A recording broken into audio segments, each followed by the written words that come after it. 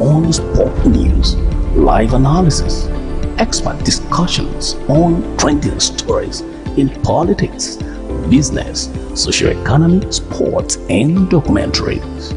So catch all the updates on the happenings around the globe. Stay focused on the fact today, only on ATN.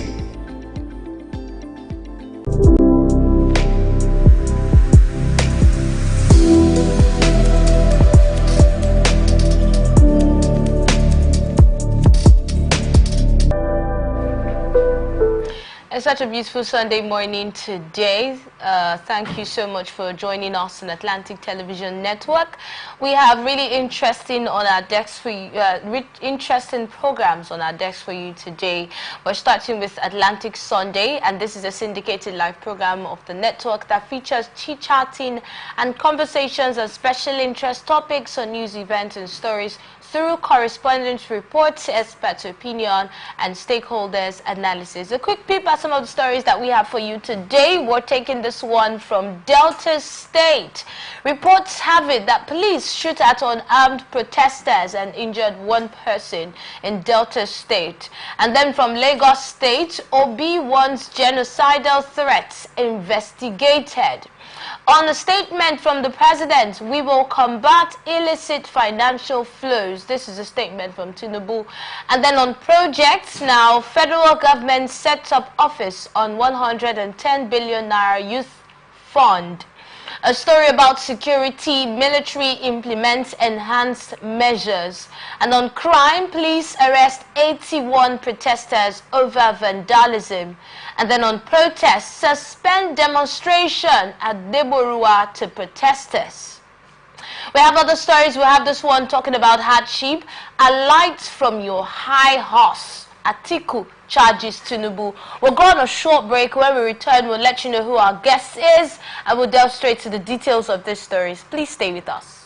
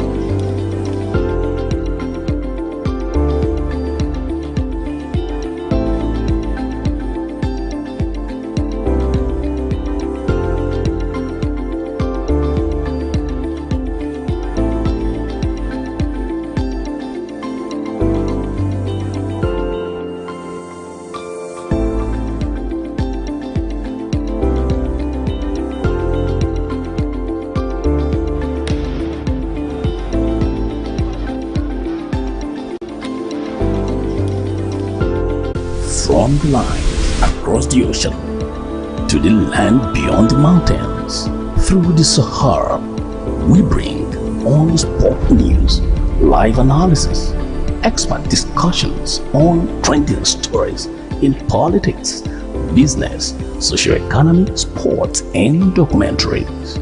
So catch all the updates on the happenings around the globe. Stay focused on the fact today, only on ATN.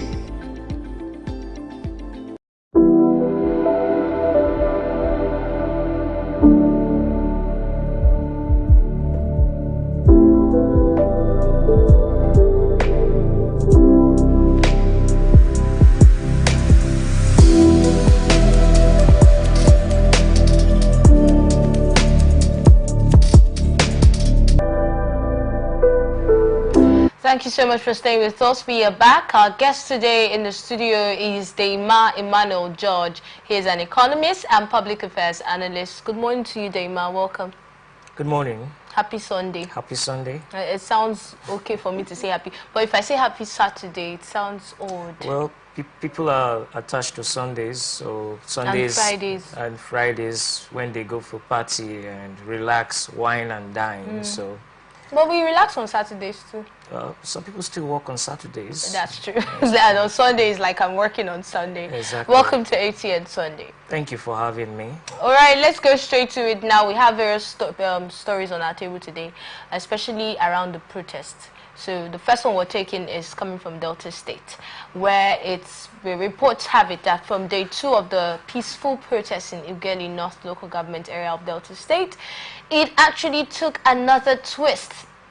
As report says that policemen stationed at Otowodo axis of the East-West Road allegedly shot and injured yet to be identified protester in Ughelli North local government area of Delta State. And the shooting of the protester triggered others who took to the burning of tires, pelting officials of the local government with sachet water. And the protester who spoke to newsmen said, "We were protesting this morning with placards towards the Otowodo junction, and the police bracket us from coming towards the junction, but we're not carrying anything dangerous except for the placards in our hands when the police double-crossed us and started shooting tear gas." Now, while shooting tear gas, the police were being pelted with sachet water by the protesters, and as they were driving away, they opened fire on the protesters, and one person was hit on his chest. The sister security agents helped us to rush the injured protester to one of the hospital, probably for the hospital to accept him since it was a bullet injury, the source alleged.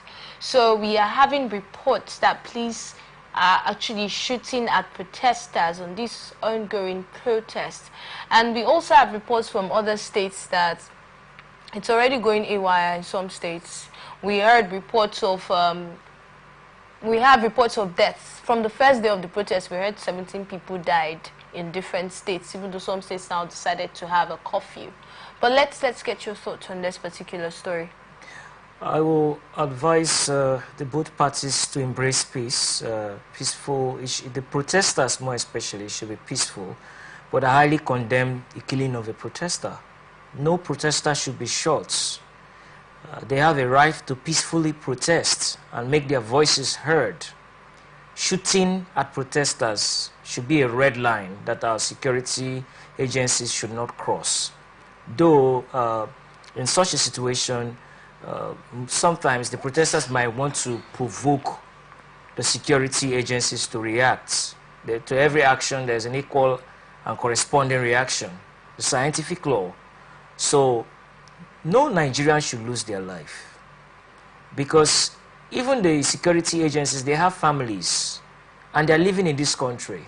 They go to the markets, they are faced with the realities, they are faced with the economic crisis, they are faced with the high cost of things in the market. So they should not shoot at any protester. To the protester or to those who have lost their life, my sympathies to their families. It is quite unfortunate. But we need to understand that our country, we are a democracy. We always claim to be a democratic nation. We always claim that we are practicing democracy. So what do we see in democracy? It is listening to the voice of the people. Abraham Lincoln's definition of democracy: government for the people. So the people will react, the people will express themselves, the people will express their opinions. They want to make their voices heard. They are protesting for a better Nigeria. They are protesting for a better life. They are protesting for improvement in security. They are protesting for infrastructure. They are protesting for opportunities for young people. They are protesting for good health care. So are these things difficult to ask for? But you know that in some of the states, some of the protests have been hijacked by thugs and hoodlums. there have been reports like that, because I saw a video of one of the states where they were destroying government properties, they were carrying seats and running away, they were looting people's shops, and those are not looking like protesters anymore. Before the protest started, we heard talks like that. I also saw the same video. No, there will always be bad elements in the society. You cannot take that off. So when we have those bad elements acting up, we don't expect the police not to do anything about it. It is their responsibility to fish out the bad elements. You separate the sand from the rice. From thousands of protesters. Yes, from thousands of protesters, it's a bit difficult to identify the thugs or the bad elements. Because looking at the number of security operatives even available in these places. Well, that's why before even the protests, we're talking about proactive measures, and the security agencies have always been saying that they are at the top of their game, and they're in charge, and they're in control. So even some political elements could sponsor some thugs to go and loot and steal. And apart from being sponsored, some people who are naturally criminals, that is an opportunity for them. They look forward to such opportunities where they can go and loot or steal.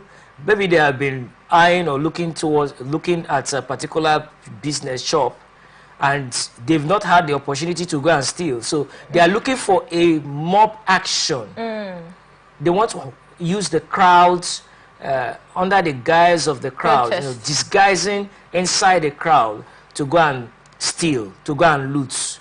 You see that even in some developed countries. Protest takes place all over the world. In London, in the US. In fact, I've seen videos in the US, in some cities, when protest takes place, some people go to supermarkets or shopping malls to steal. Now, that is human beings, wherever they find themselves. Is that not one of the reasons Nigerians were asked not to protest? I think that by some of our political leaders. That's a wrong thing to ask, that Nigerians should not protest. Most of the people asking Nigerians not to protest were actively involved in protests themselves. So why will you ask people not to protest? These reasons that you already mentioned. It is not an enough reason to stop people from protesting. Okay, let's look at the people who have lost their lives now. Well, it's an unfortunate thing, but people still have to protest. Because even people are losing their lives every day. People are dying because of poor medical care. People are dying because of accident, bad roads. People are dying on the highways because of people are kidnapped by ritualists, their body parts sold. They are losing their lives. Women can't go to the farm. Some of them are raped, all of these sexually molested. Will the protest completely put an end to all of these deaths and all these things you have mentioned? It won't, but it is highlighting, it is giving voice to how damaging the situation is. It is bringing to light, or it is trying to raise more awareness, because it seems like most of the leaders are not listening. Ordinarily, they need to realize that the situation is bad, or they need to feel the pulses, or they need to connect to the people, or they need to show empathy, but they are not showing it. So people need to protest as a reminder that the situation is bad, right? So people are dying every day. Poor health care, people are dying. People go to the hospitals, they can't get good medication because it is not available. Are there no other ways that these things can be addressed, or that Nigerians can let their voices be heard, aside going to the streets and having thugs and hoodlums hijack the protests and now losing lives and properties? I have heard a lot of the politicians and the leaders talk about what other ways are they exploring before now. What other methods have they put in place to ensure that there is a peaceful dialogue? Why are we not hearing our leaders speaking out to the people, calling the protesters, listening to their demands, asking questions, or trying to hear these people, show concern? You are leading a people, a nation, a state, a local government. You have a responsibility to listen to the people, because you are there for the people. You are representing the people. You are in charge. You are responsible for the welfare of the people. Just like a father. Your children are crying that they are hungry. They are telling you, Daddy, we are hungry. Will you just be looking at them and keeping quiet? Or will you take actions to provide food for them? If you fail to take action, then you have failed as a father. In the same vein, the citizens of Nigeria are crying, are agitating, are advocating, are demanding good leadership. It is not enough. Is it too much to ask for? That's what I'm saying. All these things that we're doing, demanding, advocating good leadership, are there no other ways that we can demand good leadership without having to risk our lives, right? And the lives of other people who now, some of them have lost their lives. People are losing properties already. And in fact, we are having some leaders already calling on the protesters and saying, please, can you just put an end to this protest right now? That's what I'm asking. Is there no other way that we can actually speak to the government without allowing these thugs who reports are saying that they probably are paid to disrupt the protest without giving them a chance to carry out those kind of activities? What about the protesters who are protesting in favor of the government? Why are they protesting in favor of the government? We have the pro-government protesters who are carrying placards across the country saying they are in support of what is going on in the country. Truth sometimes is not a palatable thing for some people. People say truth is bitter. I disagree. Truth is not bitter. Truth is truth. It can be bitter to you because you already have a bitter mindset. It can be sweet to you. It depends on your mindset. Have a sweet mindset. Yes, exactly. Truth is truth. It is neither bitter nor sweet. But many people find it difficult to accept truth. They live in self-deception. And denial of truth, denying the fact and denying truth does not take away their truth. The truth remains constant. It's just like, I'm trying to look for something to illustrate an example. Okay, let's say you are, I don't like to say we are black. You are an African. You are an African. And you wake up every morning and you believe that you are a stick. Okay, let's say you're a man. And you wake up every morning and you see yourself as a stick. And you tell people, please identify as a stick. It does not take the fact away that you are a man. Even when you have self-deception, when you are living in self-denial, when you're living in a fantasy island. Are you saying we're living in self-denial? It depends on the type of seed you planted.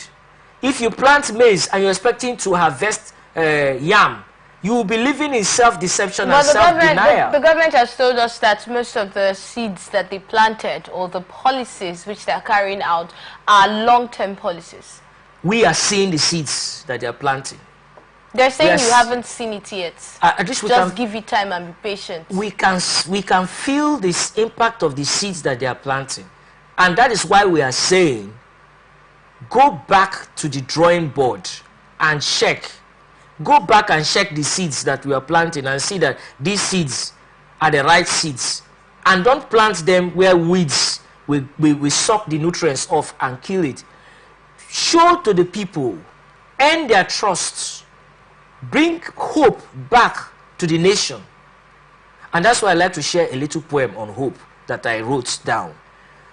Because a lot of people are living in despair right now. A lot of people have lost hope. You know, we can talk so much about this protest. See, many people are living in depression. I tell you, some young people now, so many of them are contemplating suicide.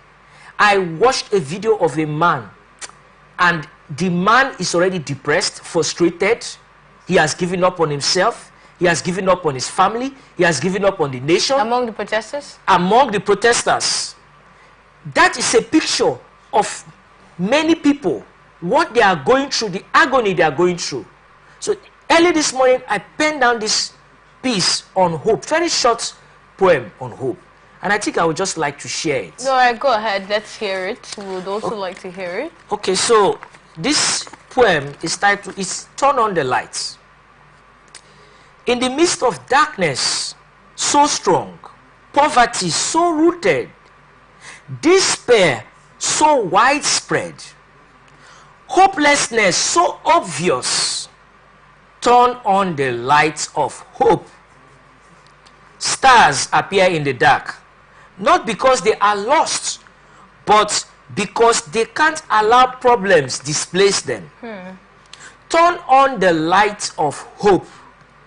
From Port Harcourt to Maiduguri, from Sokoto to Enugu, from Kanu to Calabar, to all over Nigeria, turn on the light of hope.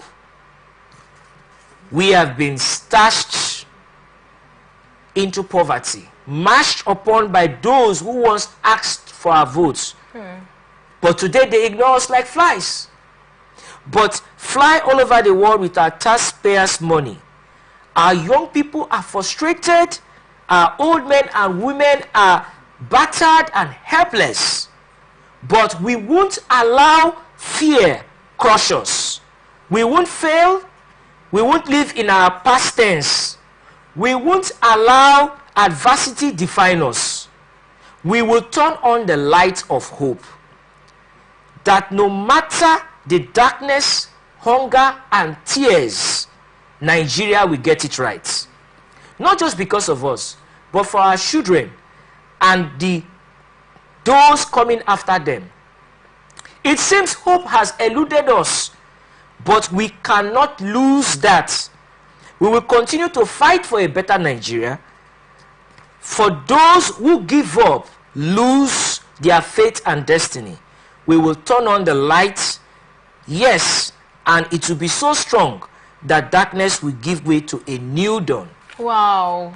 Okay, turn on the light of hope. I don't know if protesting is turning on the light of hope. Well, what do you think? Well, it's still going to bring hope, because people are making their voices heard. So you see a light at the end of the tunnel with the protest. Many people don't even know whether there is a tunnel anymore, but we have hope. Not because of the government. We have hope because we believe that we will continue to fight for a better Nigeria. It is when we give up that we lose out. If you give up, you lose out. All right, that means we need to turn on the light of hope. You know, we've been talking about the renewed hope agenda, and we have been expecting the government to turn on the light of hope. But from your poem, you're telling us I don't think you should link these two together. From your poem, no. As long as hope is there, renewed hope agenda, renewed. I'm not the spokesperson of the government. But then we have been expecting, just like one analyst actually made mention of, we're expecting the government to renew that hope. But you are, on the other hand, saying that we should be the ones to turn on that light of hope ourselves. So it's more like most of the things you expect government to do, as long as you, maybe you'd have to explain that yourself now. But that's such a beautiful poem. We'll definitely get to maybe look at it before we wrap things up. But let's look at the next story now. Labour Party presidential candidate in 2023 general election, Peter Obi, has expressed concerns at the growing tendency of some people to sow seeds of disunity in the country. Now, writing against the backdrop of some persons threatening genocide against Igbos in Lagos, Obi said such divisive acts should be thoroughly investigated and swiftly snipped in the bud by the leaders. He said these are challenging times in our polity. It calls for all hands to be on deck to reset the country for development, noting that all these alienating utterances from some misguided characters should be discouraged and stopped immediately. Nobody is a better Nigerian than the other, and this should inform our attitude while relating to one another. Writing further on his X-handle platform on Friday, Peter Obi said in his words, and I quote, "I'm deeply disturbed reading some genocidal threat on X against the Igbo tribe, calling for their relocation. Let me respectfully warn that such rhetoric threats and it threatens our unity and is fundamentally opposed to our constitution, which guarantees every Nigerian the right to live and work freely anywhere in the country. And those in authority must show leadership and urgently speak out against such divisive rhetoric. Immediate action should be taken to investigate, arrest, and persecute those behind this heinous agenda, serving as a deterrent to others who might consider pursuing similar paths that threaten our national security. Now, if we go back to the Constitution, this is against the law. Cyberbullying, now, putting it under cyberbullying, going to the internet and, you know, talking down on certain people and, you know, because you feel they're from a particular ethnic group. Now, they believe that because the Igbos did not protest in the southeast, they are not part of the call for good governance. That's what these people believe. That's why they have come online to call out the Igbos and say, hey, you need to leave Lagos State. Let's get your immediate reaction to this. Nigeria belongs to all of us. Nigeria is not the personal estate of few persons. Why the United States of America is doing so well economically, politically, globally, in diplomacy, because they see themselves as the United States of America. They have problems, they have domestic challenges, they have political differences. Yet, they see themselves as the United States of America. When they are going out in the international community, they don't see themselves that I am from California, you are from Texas, or the other person is from Washington, D.C., or is from wherever. They see themselves as the United States. Until we start seeing ourselves as Nigerians, and we don't treat others as if they are less humans than us. We don't dehumanize anybody, irrespective of their tribe, culture, religion, or ethnicity. You see me, I dress as a Nigerian. Sometimes I dress as if I'm from the north, and sometimes I dress as if I'm from the southeast, and sometimes I dress as if I'm from the southwest. I dress as a Nigerian because I believe that Nigeria can only prosper in an atmosphere of peace, love, and unity, because we share common problems. So what do you think is stopping us? If we share common problems, like you've said, what is stopping us from, you know, having that atmosphere of peace, love, and unity? The disease of tribalism that has long become an attachment to our system, to our society, has made it difficult for us to realize, to see the bigger picture. It has cut off our sights from the bigger picture. And those people who have seen tribalism as part of their modus operandi, they are suffering from low self-esteem. Generally, when you respect others, when you treat others with dignity, it shows you have good self-esteem for yourself. Because if you respect yourself, if you love yourself, you love others. You want to treat others with respect. You don't want to treat people, you don't say this person is from the southeast or the southwest or this. I have traveled across this country. I've taught in a secondary school in a northeastern state in Nigeria. In my class, I have students that are Muslims, that are Christians, that are from different ethnicities and backgrounds. As the class teacher, I don't go to the class and look at a set of people and treat them differently from the others. I see the class as my collective responsibility, irrespective of their backgrounds and status, heritage, or whatever they might be going through.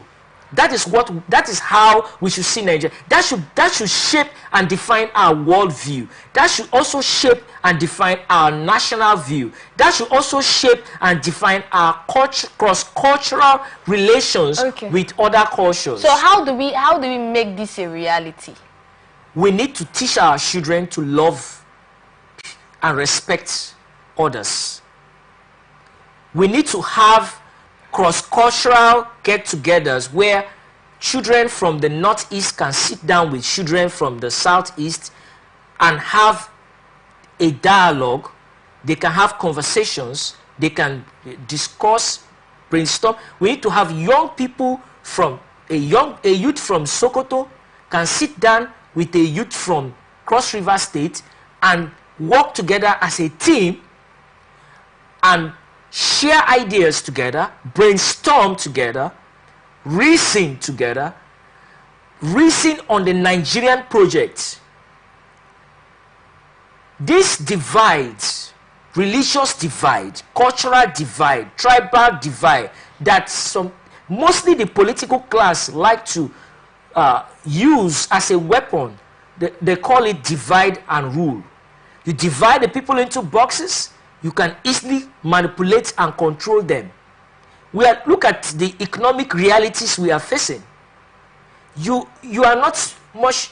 We are asking for improvements.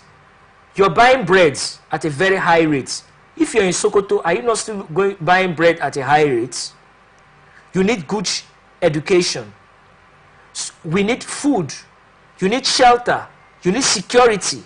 Whether you are living in Sokoto, or you are living in Calabar, or you are living in Bayelsa, or you are living in a village far in the northeast, wherever you find yourself, you want a better life for yourself.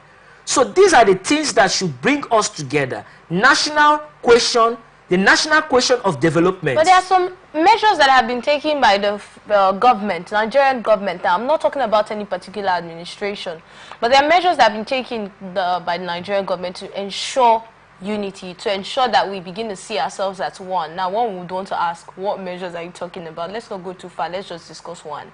Look at the NYSC. Even though at some point, some people were saying, okay, scrap it. But now, aside every other reason for the National Youth Service, we have the point that was stated being unity, where people from different areas and different states in Nigeria could come together in one camp and do almost everything together. That's like one move. So despite this, we're still having people, you know, with that ideology that as long as you're not from my state, let's even start from there, my state. As long as you're not from my state, you are not supposed to be entitled to certain things. In fact, you're not supposed to talk. Why are you talking here? Is this your state? And comments like that. It has eaten really deep. We have parents who would say you're not allowed to marry from a particular place because people from that place are believed to have a certain behavior. So you see that this is found almost everywhere. You find a landlord who would say, you cannot live in my compound. You find an employer who would say, where are you from? In fact, I know of an area where they said that they don't allow certain two tribes, one in one state and one in River State. They don't allow those two tribes in that area because they feel they have a certain behavior. So it looks like this thing has eaten really deeper than we are actually seeing it. The country is very polarized, but in response to your question, it's a very important question.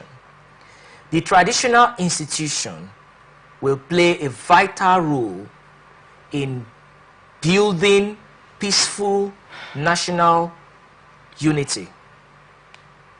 The traditional institution is the closest to the people at the grassroots level. And the traditional institution and traditional rulers are popular symbols of culture, customs, and tradition and the preservation, and help enhance the growth and development of their communities through well-structured communication systems at the grassroots level. So the traditional institutions, especially the traditional rulers, are good. They have a lot of responsibility to ensure that they preach peace and they build peace and they build these cross-cultural relations. When you are in a particular place, you have people they call strangers, even though they are Nigerians from other tribes and ethnicities. And yes, there are bad elements in every tribe, in every ethnicity, but you don't use one bad element to judge everyone. The whole tribe. There should be no prejudice or stereotyping an entire ethnicity because of one bad element, which is wrong. It's the same thing in religion. There are bad elements in all the religions. You will see one bad element or the other, but you will not use a particular bad element to judge an entire religion. You stereotype them. I'll give you practical example. When I was teaching in the northeastern state, Taraba State to be precise, in a secondary school, I started a scholarship fund for the students, and one of the beneficiaries is a Muslim student. I did not say I am from Rivers State, South Nigeria, a Christian, and then why should I give the scholarship to a Muslim student? I never stereotyped him. I never stigmatized him. I never neglected him. I never dehumanized him. I never looked down on him. I never judged him because of his religion or his background. I believe that he's a Nigerian. All right. So that's it. Okay, so let's look at this next story now. President Bola Ahmed Tinubu has vowed to work with the Global Financial Action Task Force to combat illicit financial flows. In an address at the African Caucus meeting in Abuja, the president, who was represented by Vice President Kashim Shettima, also said that poverty and inequalities had widened the gap between Africa and other regions of the world. A situation, he said, required urgent actions. We need enhanced international tax cooperation to combat illicit financial flows and ensure that multinationals contribute fairly to our economies. We must also foster global economic cooperation to tackle shared challenges and leverage opportunities. However, we must also acknowledge the need to take responsibility for our own development by undertaking the difficult structural and fiscal reforms that are required to boost long-term growth and enable reinvestment into our economies through infrastructure and effective social spending. The president has also stressed the need for a robust human capital development on the continent with a view to borrowing a leaf from India, a very big player in the global outsourcing sector, earning as high as over $100 billion from it.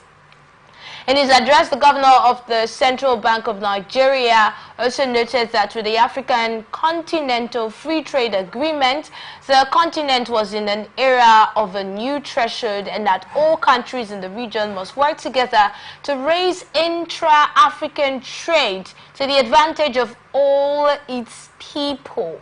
Now, these are stakeholders coming together and saying, look, how can we move Africa forward? How can we improve our fiscal system? How can we improve our economy? I wrote a research paper on the Africa Free Trade Agreements. Now, we are talking about inter-Africa trade, and the president's talking about fiscal responsibility and all that. A butterfly does not go to sleep in a house filled with ants. You don't go to sleep when your house is full of problems. You stand up and think. And you must have heard people talk about put on the thinking cap. It's not just a physical cap. It's sit down, think. Now, acknowledging the facts is important. Knowing the facts is important. Saying the facts is important. But walking the talk is more important. Saying that this is the problems we are facing. Yes, this is the leader. Yes. This is the vice president representing the president that is acknowledging the facts. Beautiful. You are suffering from malaria. Yes, you are suffering from malaria. But you saying you have malaria is right, is good, because you have realized there is self-realization. But self-realization should lead to self-action that will produce concrete results. Until you act on the knowledge you have, the knowledge you have is as good as waste, because it is not useful. So just talking about the problems of fiscal responsibility is beautiful, but it is not enough until we walk the talk. So what should we do? As our leaders have acknowledged the problem, they should walk the talk. They should act on the knowledge they have. They should try to bring home this solution. They already have a sense of the solution. They should start working it step by step. Talking about the poor and the rich, our society, we have more poor people. We've been hearing that a lot. Does that solve the poverty situation? Does that put food on the table of people? Does that help educate the girl child or the boy child? Does that help reduce the high level of poverty in our society? We need to engineer a process of national rebirth and reconstruction. We had that reconstruction at the end of the Nigerian Civil War and rehabilitation, but we need it more now. Reconstruction should start with reconstruction of the mind and mentality of the Nigerian citizen, which we are doing right now. We are trying to reconstruct the mindset of our people to believe that Nigeria is not a waste. The Nigerian project, despite the adversity, is not over with us. We are not a finished people. We are not an expired people. We are not a lost people. We are not a people that are misplaced. We are a people, despite our challenges, if we come together, it is not too late to rescue us, to redeem us, to revive us, to bring back light, to make us to start the process of development. It is not too late for us to get back our senses and to start walking. It is not too late for us to start going back and harnessing our potentials, our land, our farmlands, our resources that are lying waste. It is not too late for us to start being accountable to ourselves. Right. So that's it. Okay, so at this point, we'll take some time off, and when we return, the conversation will definitely continue with more stories, interesting stories we have for you. Please stay with us.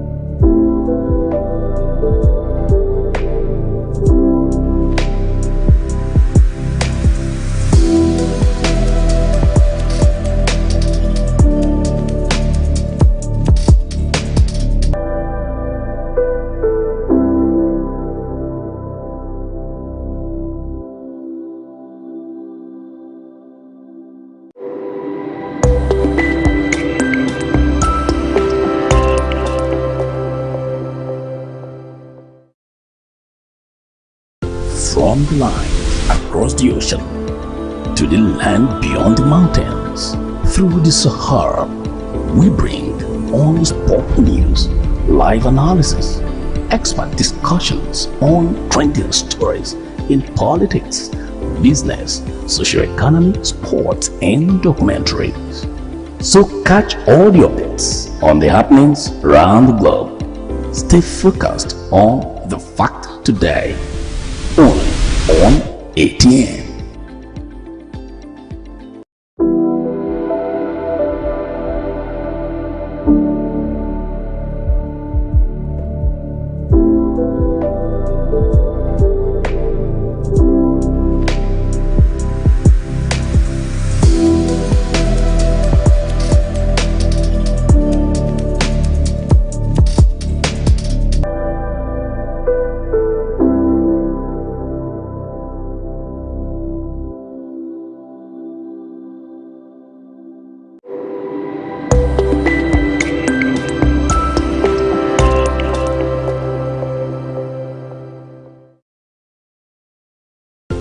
From the lines across the ocean to the land beyond the mountains, through the Sahara, we bring on sport news, live analysis, expert discussions on trending stories in politics, business, socio-economy, sports, and documentaries. So catch all the updates on the happenings around the globe. Stay focused on the fact today, only on ATN.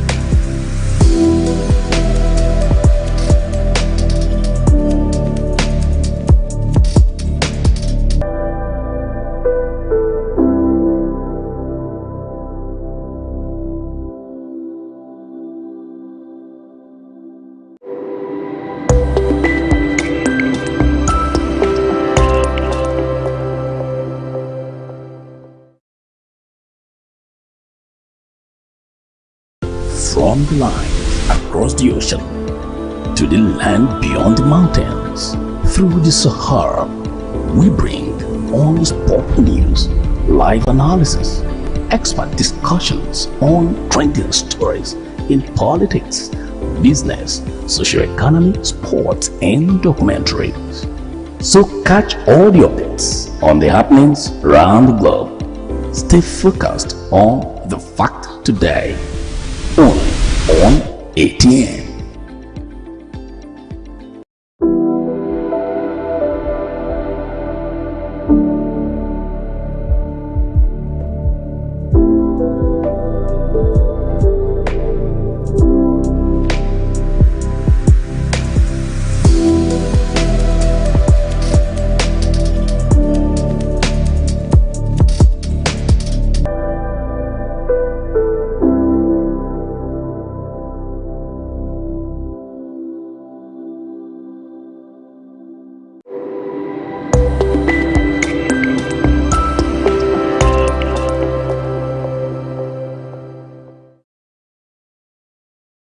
From the lines across the ocean to the land beyond the mountains, through the Sahara, we bring on sport news, live analysis, expert discussions on trending stories in politics, business, socio-economy, sports, and documentaries. So catch all the updates on the happenings around the globe. Stay focused on the fact today, only on ATN.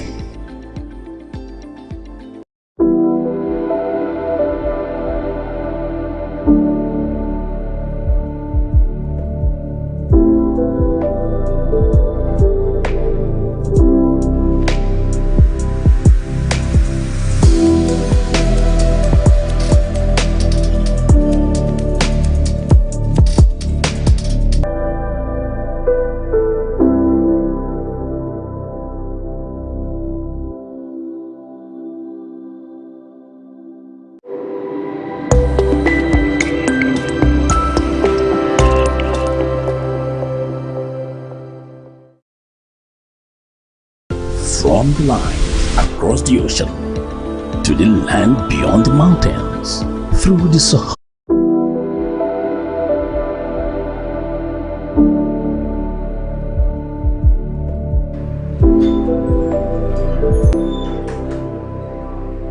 And we are back. It's good to know you're still with us. It will interest you to know that the federal government has inaugurated a project management office for the implementation of the 110 billion naira Nigerian Youth Investment Fund.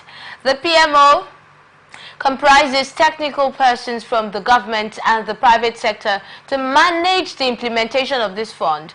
The Minister of Youth Development, Dr. Jamila Bayo Ibrahim, stated that the project management office members are responsible for ensuring that they meet President Bola Tinubu's expectations, which include providing sustainable ways for young, innovative Nigerians to access capital for starting, growing, and expanding their businesses.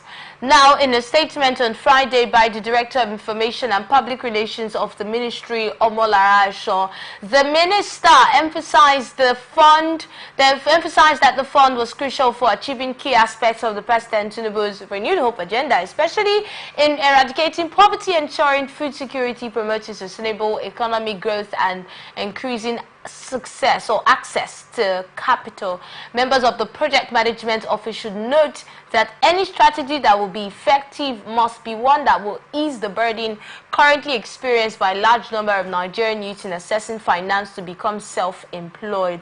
Such a strategy also needs to provide opportunities for developing their entrepreneurial skills, access to markets and mentorship, and a whole lot of others. Now, let's look at this strategy that is being put in place for Nigerian youths to be able to be self-employed and, you know, to support their businesses.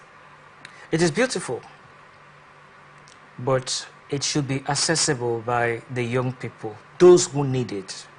There should not be bureaucracies, hurdles, obstacles.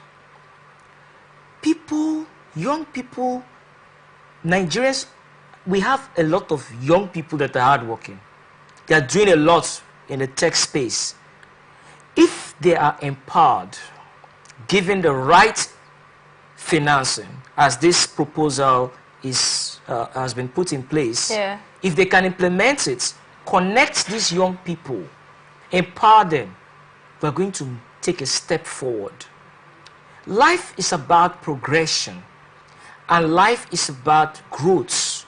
Of course, one of the characteristics of living things in elementary science is growth. Yes. And growth is not just about increase in your size, but also development should take place. Talking about development, yes, this is not the first time we're having youth intervention, you know, youth intervention in any way. Because most of the time when something is not going right, it's usually the youth who speak up. But this is not the first time we're having youth intervention from the federal government. We've had a UWIN program during the Goodluck Jonathan administration. We have had other youth intervention programs. They're beautiful programs, but make it accessible to the people, to the youth. What do you think cripples it all the time? That's for those of them that were not successful. Political interests, number one. Corruption, number two. Favoritism, nepotism. Giving it out, selling it to their friends and cronies and party members and those that are their followers, while cutting off the people who should be the beneficiaries of this program. Why make it possible? Like, why invent a program that will not reach the beneficiaries? I'm trying to balance that. Because sometimes they use it to make money too.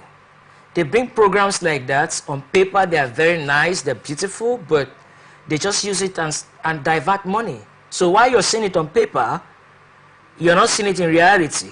You're hearing money, you're hearing it, but you're not seeing it. It's like ghost money. You hear so billions have been allocated to one youth project in one place, in one area, in one community, but you go to the community, you're not seeing anything. So you've been hearing about it, so they are just ghosts. So you wonder, where is the money? The money has disappeared, developed wings, and fly off. But we can make a change. I believe that these governments can make a change if they have the will to do it. Where there is a will, there's a way. All right, we've been hearing different political leaders coming up to say, look, youths, the federal government is doing so much. All right, Tinubu is doing so much. Can you guys just be patient? In fact, during this protest, this just 2 days protest already, but we have heard so much just within these few days. So do you see this as one of the moves by the federal government in sort of like a response to the call by the Nigerian youth? When they say they're doing so much, I do ask, what is the so much? They are not the ones to give themselves a scorecard. It is the people that will give them the scorecard. Repeat what you said again. Yes, we're asking back to your people giving them the scorecard, but this is a very important aspect that we really need to look at now. The leaders, our political leaders, have been saying that the president is doing so much that we should just be patient. Do you understand? So do you see this as one of those measures by the president or by the by the federal government now to respond to the call from Nigerian youth? That's the protest now. You know, we have our demands. We have things we're calling for. Basically, we are asking for good governance. So, we feel like the government has done nothing. But now they're taking this step, and this is coming now between the period when we're having the protest. So, are you seeing this as a response by the federal government to the call from the Nigerian youth? That's not enough. But do you think that's why this was actually done? Well, I don't know what motivates them to bring this proposal or these projects, but they are not doing enough. Let us be honest with ourselves. The government, they are not doing enough. A lot more needs to be done. The young population in Nigeria form a large demography, and we have a lot of young people in Nigeria. And we have a lot of young idle people in Nigeria. True. We have a lot of young jobless people in Nigeria. We have a lot of young people that are not educated or empowered. That's why the government has been trying to push for empowerment for businesses recently. To whom more is given, more is expected. If you ask people to give you power, use the power to improve their lives. Take them out of despair. You are not God. You can't solve all their problems, but take a bold step. But it's not only the government, because we can talk so much about what the government can do. Multinational companies, organizations, businesses, NGOs like us, I am involved with many NGOs. I call on other well-meaning Nigerians, just join hands together. Let's not leave it for the government alone. While we can constructively criticize the government, I believe in constructive criticism. I don't believe in criticism without offering a suggestion, a solution. But I believe in constructive criticism because we need constructive criticism in a healthy society. We all need it. But then we all have a responsibility in making sure that the army of unemployed, jobless Nigerians, we change that narrative. We change that story. That a child of a poor man in a village who do not have access to internet can have access to internet and can learn basic science and basic tech skills and can even become a programmer.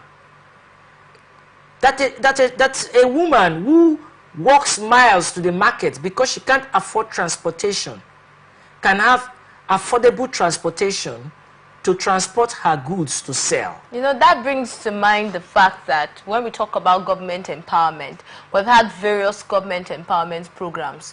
We've even had the ones where people had to learn skills, but we don't see so many successful people saying that they're where they are today because they had, they were involved in one government empowerment skill acquisition program or the other.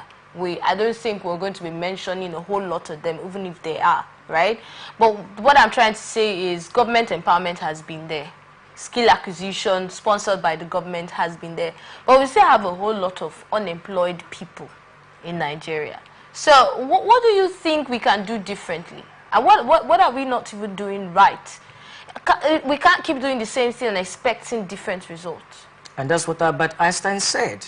Insanity is defined it as doing the same thing, expecting a different result. Now, when you talk about skill acquisition, yes, most of the skill acquisition that some of the politicians, public officials put together, they are mostly done for political interests because they want to use it as a campaign, part of their campaign machinery. But you agree they're usually beneficiaries to those projects? They are beneficiaries and some people benefit from it, but most times the number of the people who are beneficiaries compared to the general population is quite small, because when you have a population of maybe 10 million people, and you're doing skill acquisition for 500 persons, what's that percentage? That's like a drop in the ocean.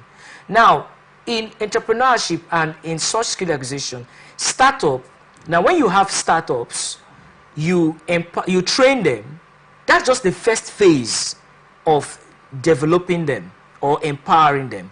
Now, empowerment to some is we train them on hairdressing and welding and other pipeline welding, PVC or different kind of skills, or catering, and after that we give them some money and that's all. No, that's a mistake that we keep making. When you want to build a population or a workforce, or you want to build and raise people or equip them in entrepreneurship development, yes, you have to understand that there are processes and stages and steps that you're going to embark on. The first stage is the startup. You try to bring these people together, you train them on different skills areas, and then after training them, you give them a startup fund to start up. Then you don't stop there, you continue. They move to the next phase where they have follow-up, supervision, they give feedback, and then they can also equip and train others. So there should be the communication line, and there should be a process that these people, you don't just leave them. You don't just give them money after you have trained them in skills and you leave them. You follow up, you continue to maintain healthy communication.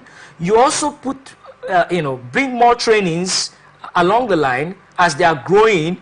They are also raising others. And then there should be follow-up. So you don't just give them a machine or something and that's it. We are done with them. The next government comes in, there should be succession plan. Development is a continuous process. Yes. And when you have leaders take office or come into power, you should look at what other previous developmental initiatives have been in place before now. But everybody and comes in with their own plans. Yeah, lack of sustainability. We don't lack of sustaining good policies. We should learn how to sustain good policies, irrespective of the party or political party that was in power before you, because it is for the people. It's not just about your own political interest alone. So governance and leadership should be sustained. All right, that's something that we should actually look into. A lot of people have been calling for that, sustaining some of these policies and, developing them and building on them because of the beneficiaries especially. Now, we'll look at this story talking about security. The military high command on Friday disclosed that troops have tightened security in several areas, bearing in mind that the August 1 protest against hunger and bad governance was hijacked and turned violent in some parts of the country. Now, the military are saying that we have enhanced our measures. Sadly, at about 8 p.m. on 31st of July 2024 in Northeast, lives were lost on the eve of the protest, even before the protest began. And the incident occurred when a female suicide bomber infiltrated and detonated her suicide vest in Kawuri village of Konduga local government area in Borno State, the military said. The incident resulted in 17 civilian deaths, with several others wounded and receiving treatment in the hospital. And in spite of the ugly incident, they have said that their operators are continuing to deepen their successes, particularly in the northeast, northwest, north central, and southeast zones of the nation. The armed forces seek to bring stability wherever it may be needed in the face of the ongoing protests across the country. This is what they are promising us. Well, the Major General Edward Buba, Director of Defense Media Operations, who made this known on Friday, stated that troops neutralized 572 terrorists, arrested 790 suspected terrorists and other criminal elements, as well as rescued 479 kidnapped hostages during the month of July. These are their successes that they were mentioning. But let's go back to their statement about enhancing security in the midst of this protest that's ongoing, especially in certain regions of the country. To those that steal,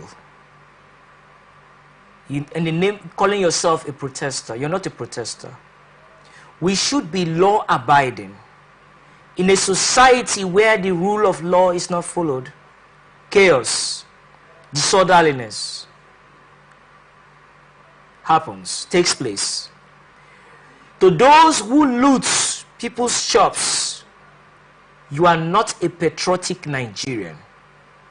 If you believe in this country, if you want a better Nigeria, if you want a better life, then you should be law-abiding. if you are agitating and agitated, frustrated and depressed, and yet you are breaking people's shop in the name of protests, you are causing pains to your fellow citizens. And then you can look yourself in the mirror and behold the kind of person you are. We should be peaceful. I believe in peace so much. That's why my native name means peace. And I advocate for peace. And I even studied peace in my postgraduate. And you're dressed in white. And I'm wearing white. Portraying peace already. I'm portraying peace. I'm talking about peace. An ambassador of peace. And I think peace and I sleep thinking peace. And I wake up saying peace. But you know these guys are hungry. Yes, they are hungry. And someone who is hungry who sees someone who... what I'm trying to say is easy. Very easy for these people who are after this, who are behind these acts, to pay these guys to take advantage of the fact that they are hungry and make them perpetrate crime. That's what there's a theory called frustration aggression theory. When people are frustrated, you know, the tendency of becoming aggressive and violent is high, and they become vulnerable. I am not going to make excuses for them. Yes. Because some of us too we are all hungry. The truth is we are all hungry. It's just that we have different degrees of hunger. Some people, their hunger is not just food. Some people, their hunger, like myself, is for a better Nigeria. That's why I'm sitting down here. That's why we are talking. We are not talking because we just want to talk. We are talking for national development. We are talking because we are passing a message. We are talking because we want reformation and transformation of the mind. Because it is only when the mind is transformed that society can be transformed. Because the mind fuels our action. And so if we want a better Nigeria, even the people who are looting and stealing, who are hungry, and say because they are hungry, that's why they are stealing. If their mindset has been transformed, they will realize that yes, it's even better to ask. I've been walking on the streets and many people have met me sometimes and say they've asked. And if you have, you can give to them. We are to help one another. And some people, this is a message to all of us. If your neighbor is hungry and you have a lot and you are not giving to your neighbor, you are not doing yourself well. You're not doing a good service to yourself. You're not doing a good service to humanity. Nevertheless, even though you are hungry, have some dignity, at least to ask than to steal. I saw videos of people stealing laptops, breaking into government facilities and stealing. That is not the pathway to follow, irrespective of the challenge. I am not saying that I'm not ignoring the gravity of the hunger, but it is not by stealing, you don't make yourself a saint either. And then I also want to use the opportunity to appreciate our armed forces. Most times they don't get the gratitude and appreciation that they should. Many of them are putting their lives at risk, fighting to defend and protect this country. The citizens, many of them, they have sacrificed a lot. They have left their families, their wives, their children, and they are at the battlefield defending and protecting this nation against terrorists. So why do you think they don't get enough credit? Because so many factors. One of the factors why they don't get enough credit is because there is this disconnect between the society and most of them, and some of the bad elements have made it difficult for people to appreciate. They are good people. They are good soldiers. They are good military officials. They are good members of the armed forces, patriotic Nigerian citizens, but they don't get the appreciation they should. Most of them don't even have, they don't have so much they should have gotten. They are not getting much for what they are giving. They give so much and get little. Most of them don't even have good housing for their families. No insurance, no good health cover up, no good health insurance package to benefit them and their families. So they need to be appreciated. Could that be why we have the bad eggs that you have mentioned in the system? No, the bad eggs, they are everywhere. The bad eggs make things difficult for the good people. The bad eggs take off their attention. They suck a lot of energy and they suck a lot of their attention. But they are the good ones who are sacrificing a lot. So I want to use this opportunity to appreciate and celebrate our members of our armed forces and say a big thank you to them for protecting this country and protecting our democracy. The bad elements are there, but we must appreciate the good ones. So you also have a message for them concerning the security this period, because it's quite different. It's not just the normal business as usual. Now there's a reason for security personnel to be on ground. And deploying all our security personnel for this protest is also not wise, because people might take advantage of that, knowing that the security personnel are at this place and they want to perpetrate crime in other places. I believe they understand that, because that's a strategic move. They can't allow lapses and vulnerable areas left unsecured.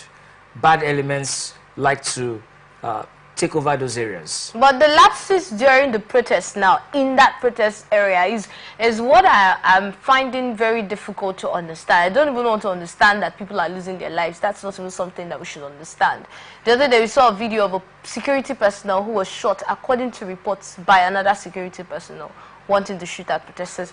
You know, the whole thing is just going haywire. The protests at this moment, I know the people are protesting for, you know, good governance, but there have been calls now by some of our leaders for the protests to be put to an end.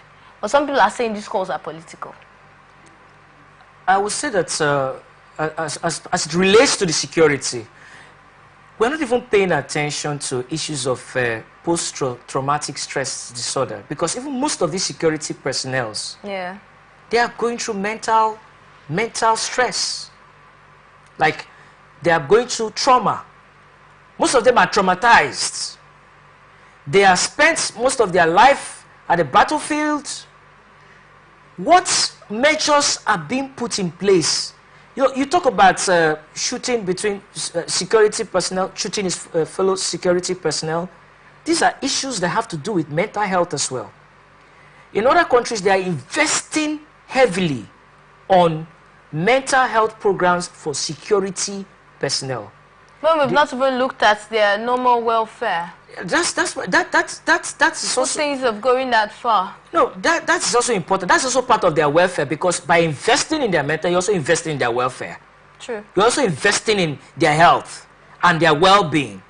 And the definition of health, as I read many years ago, is not just the absence of diseases. It's a complete state of wholeness. So it's not just that you are not sick of malaria. So we need to pay attention, because we are protesting. People are protesting now, protesting and asking for better, good leadership and good government and good governance in our society. Let's also pay attention to our security officials, our security agencies, our security men and women who are serving this country. As we look at their welfare, we should also pay attention to mental health programs that will help to improve their productivity and performance, and to also improve their efficiency in the delivery of good security for the country. So in other countries where they have these veteran programs, where even after you have retired as a military official, you have health benefits, you have other benefits. The government take care of you, they subsidize a lot of things to make sure that you live a very comfortable life. I don't know whether we have such here. Most of the news and stories we've been hearing, some of these military officials, even when they lost their lives, their families are even pulled out of, taken off the barracks, and they're not even giving attention. We should pay attention to families of our soldiers. We should have programs that will be taking care, scholarship opportunities for these soldiers, their children. They have families. And if we want to have efficient security, effective security, professional security, We should look at their families. If you can take care of a man's family, he will give his best. All right, let's look at this next story now. Additionally, okay, let's look at the next story now. We definitely have a really interesting stories on our table for today.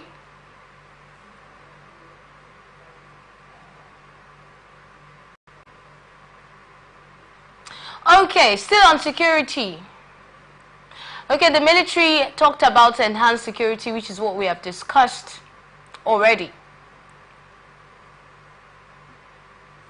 Okay, the former Vice President, Atiku Abubakar, has charged President Bola Tinubu to listen to Nigerians who have taken to the streets to protest the current hardship in the country. Now, the Nigerians had set August 1 as a date to commence protests against bad governance, which they already started, and hardship, and the first day was deemed successful. Some lives and properties were, however, lost, and that is not success. That's something that is very sad, you know, because some properties were also destroyed and lives were lost. Atiku actually took to his verified Facebook page on Friday to commend the protesters who were peaceful, but then he charged Tinubu's government on the way forward. He wrote, "To the government, I admonish you to heed the voices of the people and come down from your high horses. It is time to demonstrate a sincere commitment to addressing the demands of the protesters. The nation cannot afford further days of unrest. Let this be the moment where leadership listens to the acts with integrity and urgency." There's so much more. He talks to the leaders, he talks to the protesters, but now let's dwell on leaders, then we'll come back to continue that story now. He talks to the leaders. Have you noticed that we really haven't gotten a direct statement from the president since the commencement of this protest? It's quite unfortunate, but I will call on our leaders to listen to the people. There's even a saying that the voice of the people is the voice of God. But the people are crying out. The people are crying out because it's not just only hunger. They are crying out for good governance. And good governance is not a strange concept. What's the problem with Nigeria and good governance? Good governance has been the clamor for good governance ever since. Listen to Fela's songs. Way back, you find out he was also clamoring for good governance. We don't need to import angels to rule us. We need to train ourselves to be good listeners. One of the qualities of leadership is listening.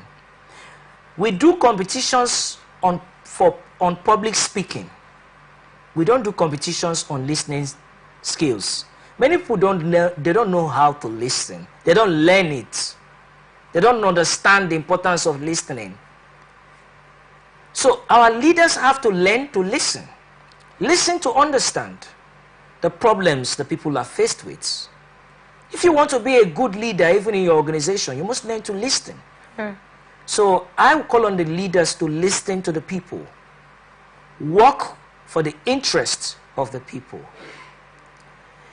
The high horses, according to the former vice president, if you are in a palace, sometimes come out of the palace, walk the streets, and relate with the people. Is it not surprising that during the elections, politicians will visit, they will, even if the person is living in a mud house, they will enter the house. During election campaigns, During right? election campaigns, and they want to talk with you. Even on completed buildings that are called schools, you see these people there. They are representatives. During campaigns, they will come and eat roasted corn with you. But after eating the roasted corn, when they get into office, they forget about the people they ate the roasted corn with. Those people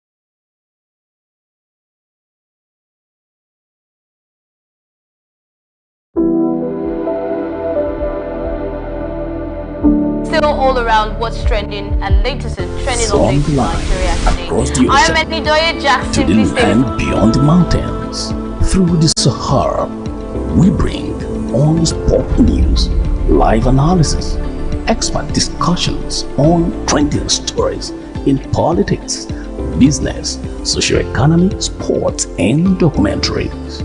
So catch all the updates on the happenings around the globe. Stay focused on the fact today, only on ATN.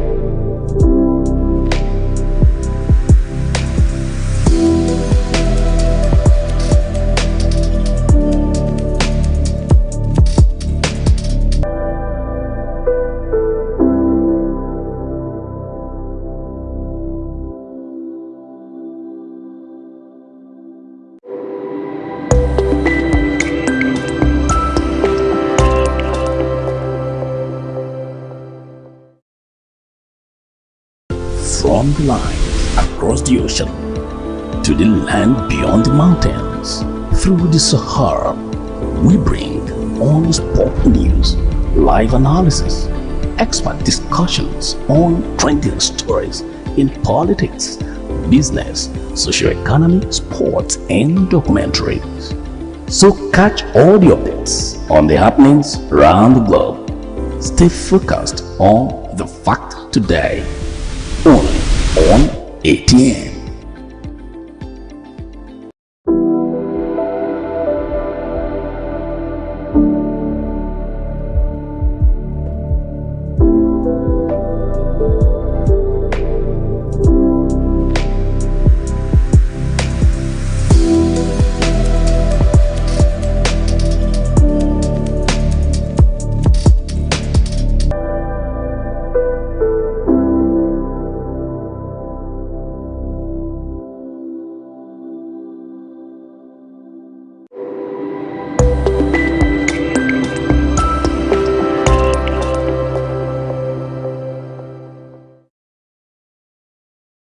From the line across the ocean to the land beyond the mountains, through the Sahara, we bring on-spot news, live analysis, expert discussions on trending stories in politics, business, socio-economy, sports, and documentaries. So catch all the updates on the happenings around the globe. Stay focused on the fact today, only on ATN.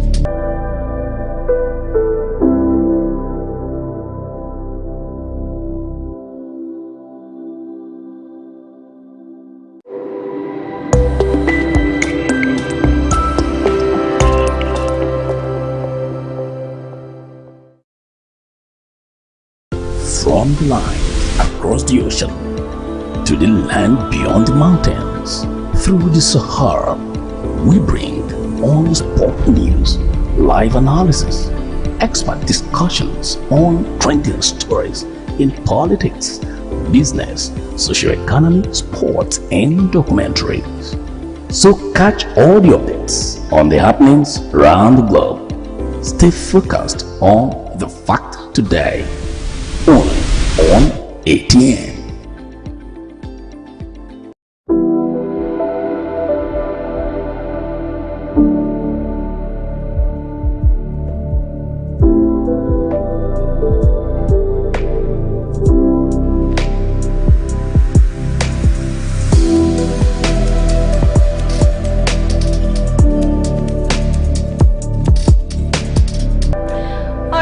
again, we are back. Thank you for standing by. The next story is talking about the police arresting 81 protesters over vandalism. We've been talking about thugs hijacking the protest. Sokoto State Police Command has confirmed the arrest of at least 81 individuals in connection with the destruction and vandalism of public property during Friday's End Bad Governance protest. The arrests were carried out in coordination with other security agencies in the state. Police Commissioner Ali Hayatu Kaigama stated that the collaborative efforts leading to these arrests reflect the force's commitment to maintaining professionalism and ensuring the safety of lives and property. He assured the public of adequate security and urged the residents of Sokoto State to avoid any form of criminal behavior, particularly during the protest. The protest started in the early hours of Thursday peacefully with the participation of youth and underage children under a very close security watch until around 3 p.m.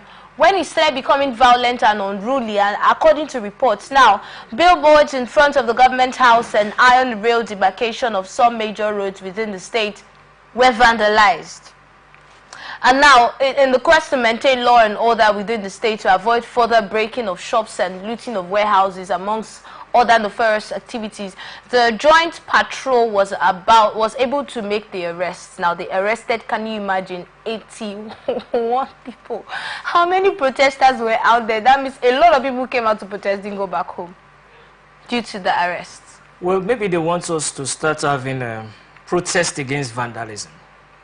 Maybe that should be the new protest they want. I think the law enforcement agencies are taking the right steps to ensure there is law and order. There's orderliness in the society. People should not vandalize other people's properties. They are hard-earned money. A lot of businesses are self-funded. They don't get any support from the government, or most of them don't even have access to loans because they can't even pay. They can't meet up the requirements and all that. A long list of things to do. So nobody should vandalize any property. You should not vandalize. But you know, most of these people, they are in a state where they can be easily exploited. People can just give them little money and say, go and cause problem, go and cause problem. That's why we must educate our children. It's not just the children. The other day we saw reports of women who claimed to have been paid 5,000 naira. In fact, she was saying that her money has not been, they've not paid her complete. So that was why she was crying out. They paid her to talk against the protests. So it's not even just the children anymore. Well, it's not surprising because I have witnessed a lot of those scenes like that. Those who are being paid to counter the protests. But the funny aspect of it is that they will also be part of it because they will face protests when they go and buy things in the markets. The prices of things will protest against them. When they are paying for transportation, the price will, that's part of their protest. Security, that's part of their protest. So education is not just for the children. They too, they need education. If they are educated enough, they will ask questions. They will say, you're giving me 5,000 naira to go and do counter protest. No, I won't take it. If you have 5,000 naira to give me, why didn't you use it to build roads? Because you have been keeping this money. The 5,000 they are giving people to go and do counter protest, is it their personal money? It's the money that belongs to the people, the commonwealth of the people. If you are educated enough, not just going to school and bragging that you have degrees, if education has touched your mind, it will shift something in your mind. You will begin to ask the right questions. It will enlighten you. It will bring light into your life. It will open the doors of your thinking faculties. It will clear all the cobwebs of mediocrity and stretch the elasticity of your thinking. You begin to ask the right questions. You will sit down. Sometimes you don't even need to go to school. You will sit down and ask yourself, so this man can give me 5,000 to go and do counter protest, but this man does not remember to build a good school that I can send my child to. He has sent his children abroad to study, but he has looted the money meant to educate your children is what he has used to send his own children abroad to study. But he can give you 5,000 naira to go and do counter protest. So education is powerful. People used to look at education that going to school or speaking English. It's not about speaking English or going to school. Education should transform your mind, should bring enlightenment into your life. It should open your thinking faculties so that you begin to ask the right questions, sensible questions. Even in the village, there are some women who do not go to school, but you cannot cheat them. They are just, they are reasonable, they are sensible, they think, their common sense is still very, very visible. Now we even have some elderly people who joined this protest. It was not just the young people. That's what I'm trying to say. Yes. That when you are enlightened, even though if you are old, or you are elderly, or you have gray hair, it doesn't mean that you are enlightened. When you are enlightened, you begin to ask the right questions. Many Nigerians have chosen not to be enlightened. Some of them even went to school, but they are not enlightened. Enlightenment should affect your attitudes. As I am like this now, by the grace of God, I am enlightened. You cannot give me 5,000 naira and say I should go and carry placard and destroy properties or loot. I will ask you, what's the 5,000 naira? What is it for? Why not use the 5,000 naira and put all the money together, build a factory and give me a job, so that I can be employed, gainfully employed, and I can feed myself and feed my family and take care of myself. That is what enlightened people do, and that is the kind of questions enlightened people ask. All right, looking at that now, police are actually doing a lot. But then another thing that we need to look at, Dima, we can't take this out of the picture.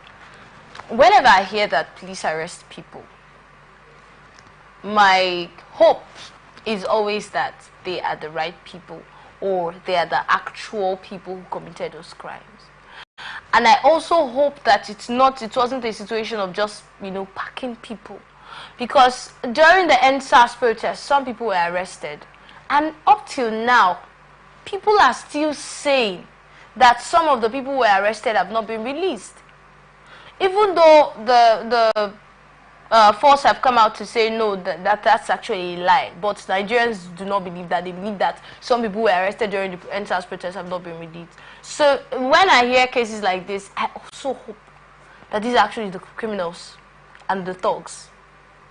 The message of enlightenment I'm talking about affects every sector, including the police. If you, as a policeman, you are enlightened, you will not go and pick up an innocent man and tag him or label him a thug or a criminal. But we get that a lot.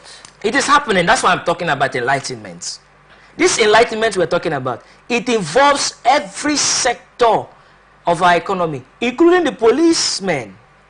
If you are enlightened as a policeman, you will not see a young guy passing the street, and because he's dressed well, you are labeled him a Yahoo boy. So someone cannot dress well and walk the street again. Because you're not enlightened. So see, we're talking about enlightenment. It has to transform your mindset. You don't just do things anyhow, because enlightenment has shifted you from mediocrity to light. Your mind there is light flowing through your mind. You don't pick people and you corrupt ones because they are giving you money. You put the money in your pockets and then you go and arrest innocent people. The tears of those innocent people will haunt you. It might not haunt you today, it might haunt you tomorrow. Their tears will be haunting you, to be crying out for justice. Whatever position you are, whatever profession you are, be enlightened. Even if you are asked to go and commit that crime, say to your superior, "Sir, I respect you, but I can't do this." So the enlightenment involves every sector, including police. All right. Yes. All right. Let's look at the last story now. The human rights lawyer Ebolu Adeboruwa San has asked youths to immediately suspend the demonstration as End Bad Governance nationwide protest entered the second day. Now, Adeboruwa is one of the lawyers of the Take It Back movement, one of the groups participating in the nationwide protests. Remember, he regretted deaths and losses recorded during the demonstration, saying it was not the goal of the protest. Recalls the senior advocate of Nigeria had, on the eve of the protest on Wednesday, urged the organizers to reduce the 10-day action to 1 day. And the lawyer, in a statement obtained by newsmen on Friday, said, though the intention of the organizers was to achieve peaceful and well-coordinated protests, it would seem that fifth columnists and some angry persons infiltrated the ranks of the protesters to derail their laudable mission. And he says that he appeals to the protesters to withdraw themselves from their various protest grounds and to suspend the protests immediately and indefinitely in order to give room for meaningful dialogue and engagement with the government. But the meaningful dialogue everybody keeps talking about, we haven't heard that. We know that the FCC minister has mentioned, yes, but people are expecting the president to come out and say, okay, fine, come, let's talk. Bring your demands. Everybody, your governor might come out, you know, and address the people, but the people are looking at the president, because besides every other thing, the people even want the subsidy to be, you know, reversed and all of that. So there's so much they're expecting from the president at this time. So it goes beyond any other person, maybe lawmakers or anybody coming out to say, let's dialogue. What do you think? I've been hearing a lot of people talk about dialogue. And I'm trying to, I'm just wondering if the definition of dialogue is, they have a different dictionary from what I have. Because if dialogue involves two parties coming together to discuss, right? Then why are the two parties not coming together? What is the obstruction? They have been saying, let us have dialogue, let us have dialogue. They have a lot on their table that they can work with. They just don't, well, I don't know, maybe they don't have the political will, but I would advise and suggest that they start implementing some of those things. We had a constitutional... That's some of the demands? Apart from the demands, there are a lot of good policies on paper that they are not implementing. Okay. Now, what are the protesters agitating or clamoring for? Good governance. Cut the cost of governance.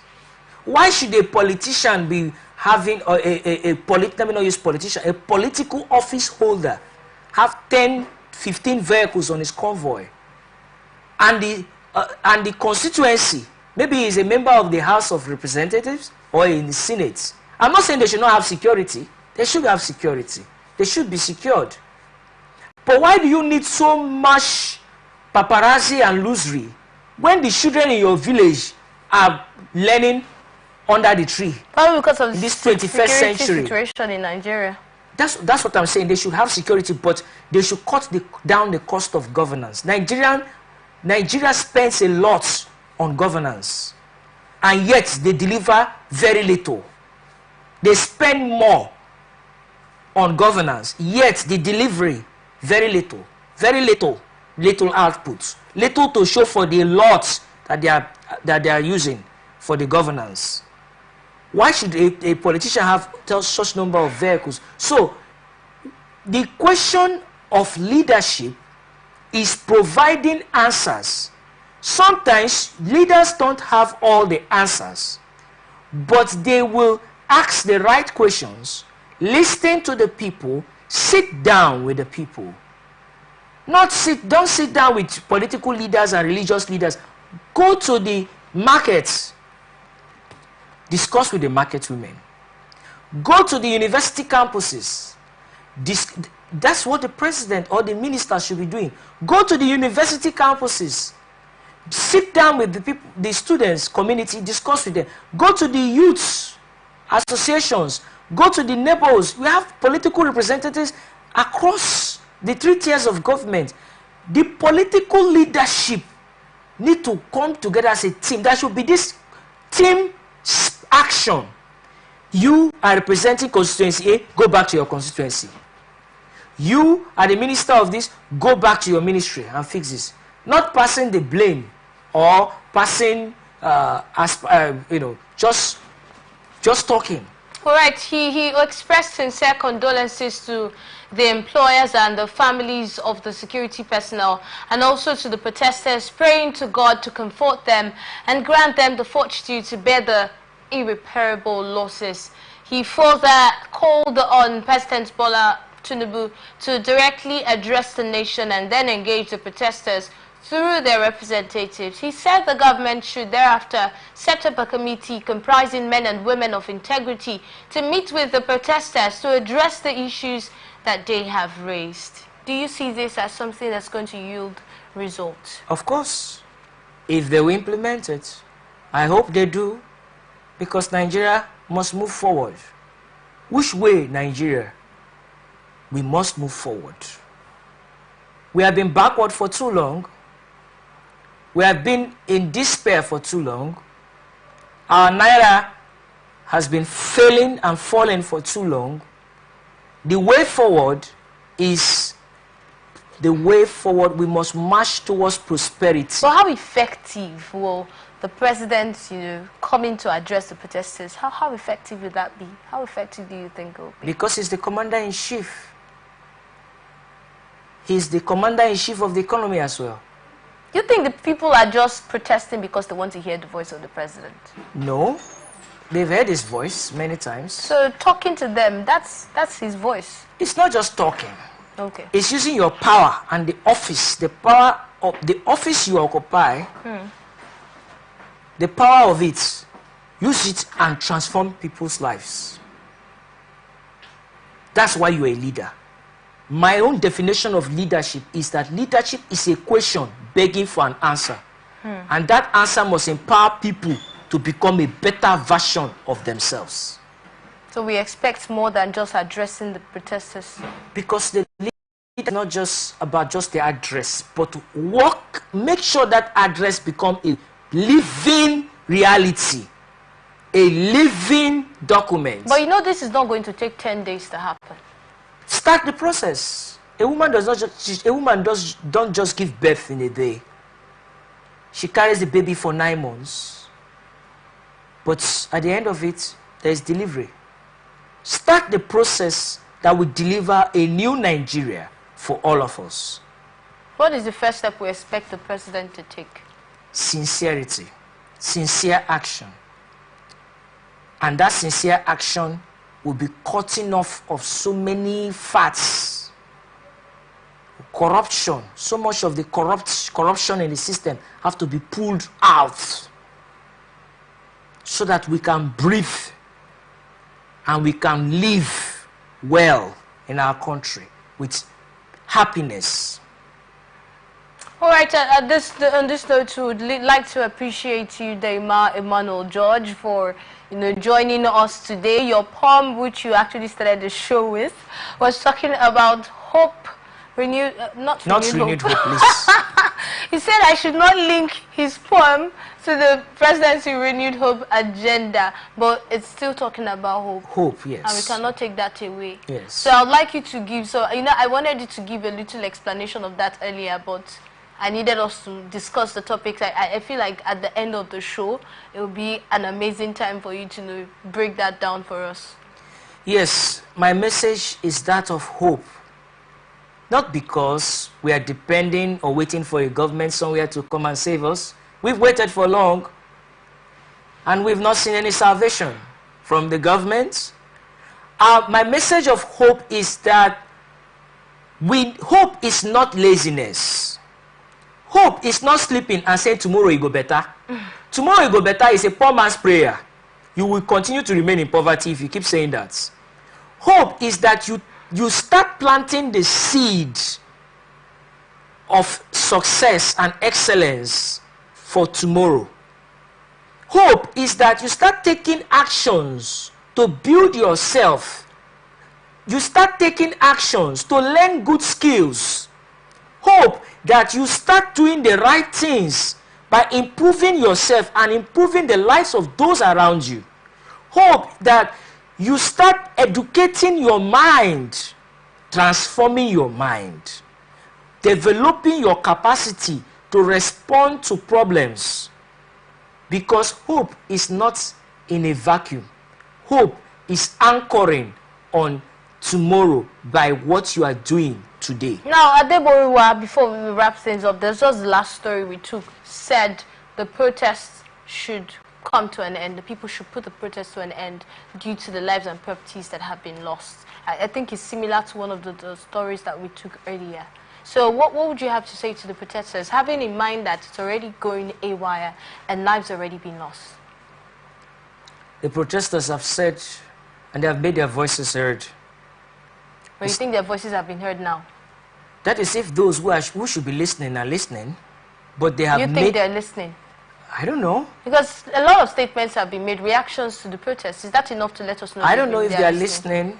I hope they are listening, but the message has been passed across. It's time for all of us to sit down and ask ourselves, in the next 50 years from now, what kind of Nigeria are we going to see? Some people might not be alive in the next 50 years from now. But what kind of Nigeria are we going to leave for our children and our grandchildren? There is a popular saying that youths are the leaders of tomorrow. I'm gradually becoming an adult. I heard it when I was a child and then grew to become a teenager.